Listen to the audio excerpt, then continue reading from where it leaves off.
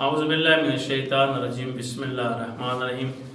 आज हमारी दूसरी वीडियो है सजदा के बारे में कि सजदा के जो आज़ा हैं वो 7 होते हैं जो लगाने ज़रूरी होते हैं, जिनसे सजदा करना ज़रूरी है। तो तब जाकर सजदा होता है, क्योंकि वाजिबात नमाज में सजदा ज़रूरी है। अगर सजदा में अगर आपने जानबूझकर या वैसे सजदा छूट गया या भूल गए हैं या जानबूझकर छोड़ दिया है तो नमाज बातिल है, क्योंकि वो वाजिबात नमाज में है। अब हमने जब करना है सजदा तो सबसे पहले हमने इन तलियों को ज़मीन पर टेक देना है। उसके बाद पहला स्टेप ये होगा। दूसरा स्टेप हमारा होगा पेशानी, ये हम खाकी शफा पर रखेंगे, यानी कि 3 आज़ा हो गए।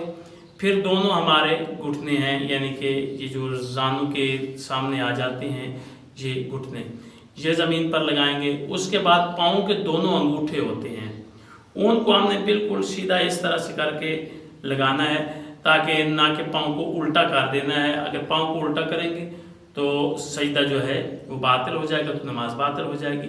बिल्कुल अंगूठों को ज़मीन पर लगाना है, यानी कि जब आप टेकेंगे तो जो नाखून हैं, जो अंगूठे का सिरा है, नाखून के आगे जो गोश्त होता है अंगूठे का, वो ज़मीन पर टिका हो। यानी कि पाँव ज़मीन पर लगाना अंगूठे वाजिब है। अगर आप नहीं लगाएंगे तो आपकी नमाज जो है वो बातिल हो जाएगी, सजदा बातिल तो नमाज बातिल। इस तरह ये 7 आज़ा जो हैं इनका आप ज़हन में रखें।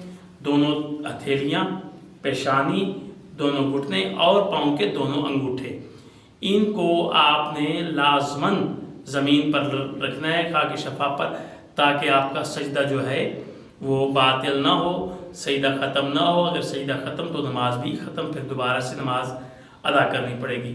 ये है सजदा करने का तरीका, क्योंकि इन्हीं चीज़ों पर हनूत भी करते हैं। जब मैयत आदमी फौत हो जाता है तो इन्हीं जगहों पर काफूर या खाके शफा भी हम लगाते हैं, क्योंकि ये आज़ाए सजदा होते हैं।